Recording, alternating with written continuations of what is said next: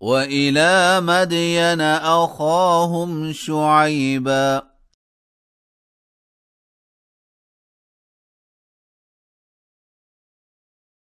قال يا قوم اعبدوا الله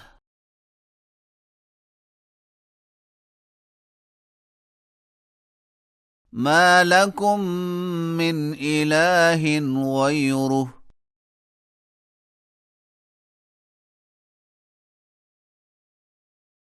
ولا تنقصوا المكيال والميزان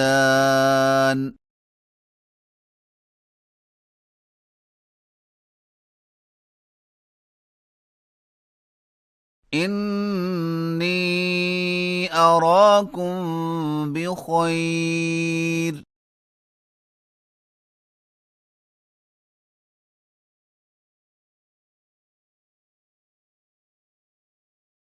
وإني أخاف عليكم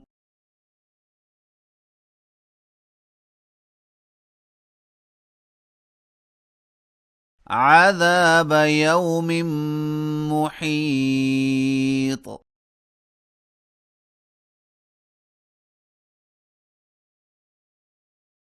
ويا قوم أوفوا المكيال والميزان بالقسط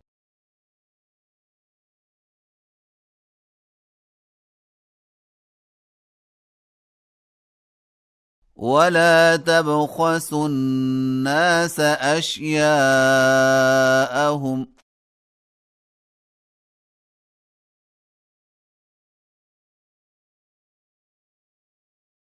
ولا تعثوا في الأرض مفسدين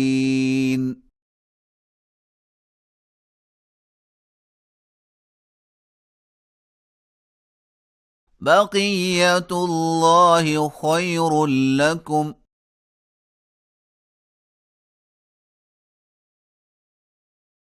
إن كنتم مؤمنين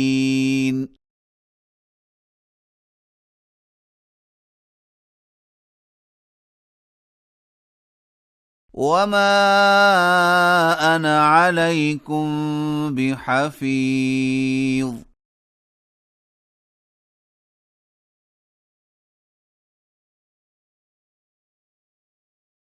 قالوا يا شعيب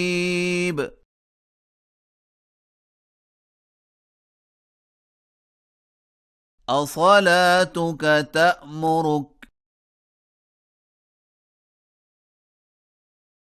أن نترك ما يعبد آباؤنا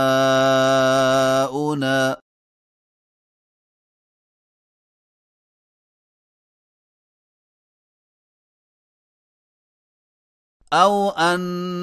نفعل في أموالنا ما نشاء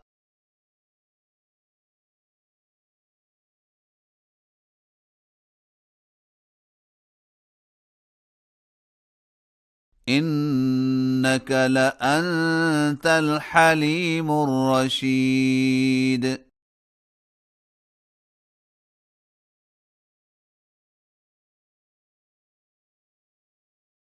قال يا قوم أرأيتم إن كنت على بينة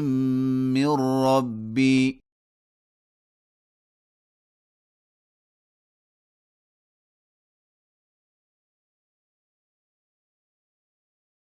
ورزقني منه رزقا حسنا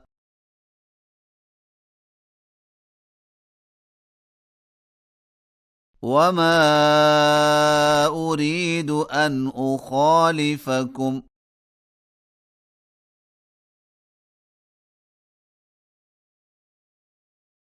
إلى ما أنهاكم عنه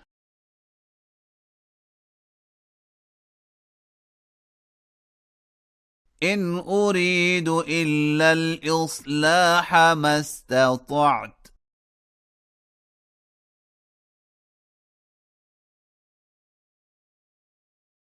وما توفيقي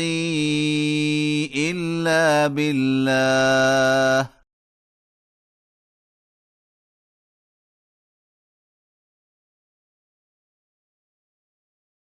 عليه توكلت وإليه أنيب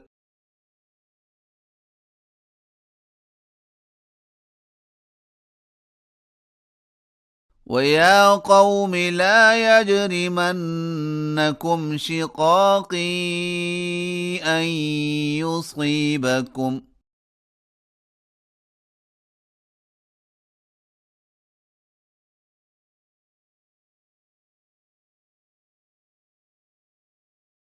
مثل ما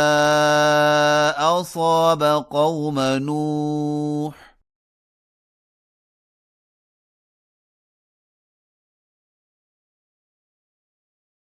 أو قوم هود أو قوم صالح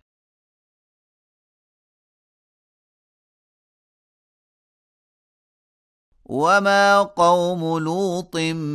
منكم ببعيد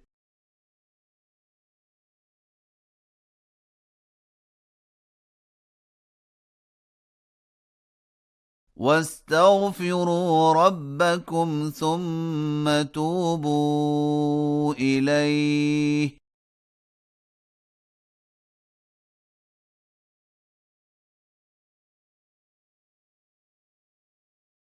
إن ربي رحيم ودود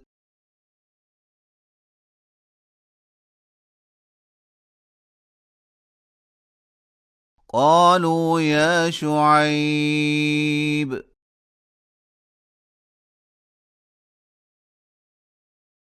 ما نفقه كثيرا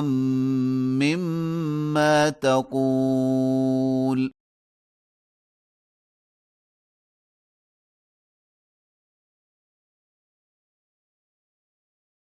وإنا لنراك فينا ضعيفا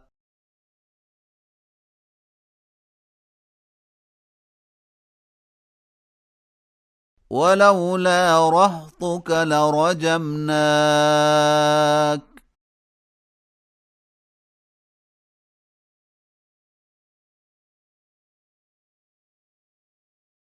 وما أنت علينا بعزيز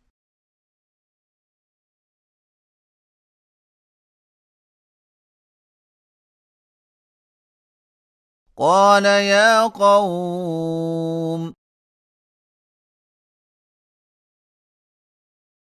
أرهطي أعز عليكم من الله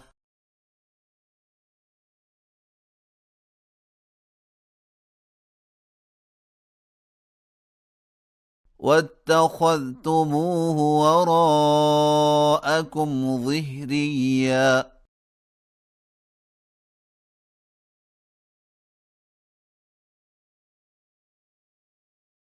إن ربي بما تعملون محيط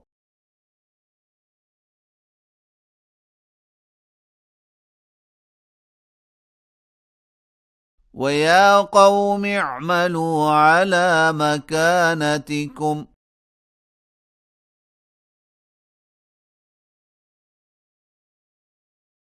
إني عامل سوف تعلمون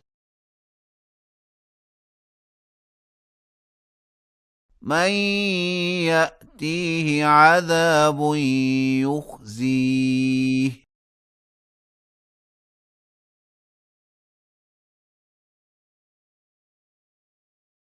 ومن هو كاذب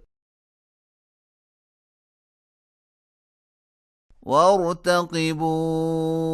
إني معكم رقيب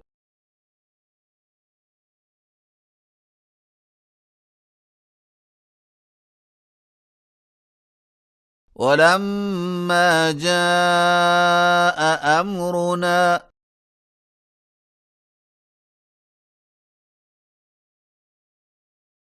نجينا شعيبا والذين آمنوا معه برحمة منا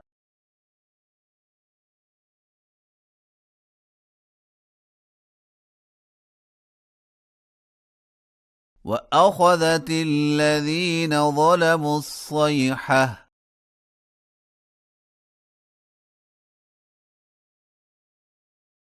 فأصبحوا في ديارهم جاثمين